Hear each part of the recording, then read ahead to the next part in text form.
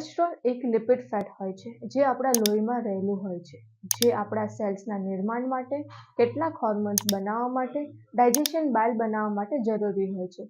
પરંતુ વધારે કોલેસ્ટ્રોલ હોવાથી પણ હાર્ટ ડિઝીઝ અને સ્ટ્રોક જેવા રોગની આશંકા વધી શકે છે. કોલેસ્ટ્રોલના 3 પ્રકાર હોય છે. પહેલું LDL, લો ડેન્સિટી લિપોપ્રોટીન, જેને બેડ કોલેસ્ટ્રોલ કહેવાય છે.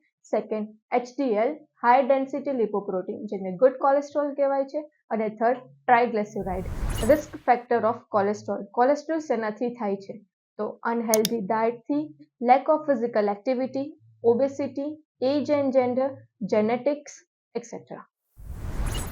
કોલેસ્ટ્રોલ હોય તો શું ધ્યાન રાખવું? ડાયટમાં ચેન્જીસ કરવું, જેમ કે હેલ્ધી ફ્રૂટ ખાવા like avocado and olive oil, proper medication લો, એક્સરસાઇઝ કરો, 30 મિનિટ વોકિંગ કરો, સાયકલિંગ કરો, સ્વિમિંગ કરો, રનિંગ કરો.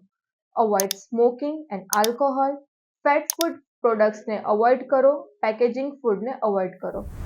કોલેસ્ટ્રોલ રોગને તમારા જીવન પર અસર ના થવા દો અને હમણાં જ તમારા જીવનની નવી સફર શરૂ કરો. અને આવી યુઝફુલ ઇન્ફોર્મેશન માટે હમણાં જ સુરત ફિઝિયોથેરાપી ક્લિનિકના પેજને ફોલો કરો અને વિઝિટ કરો.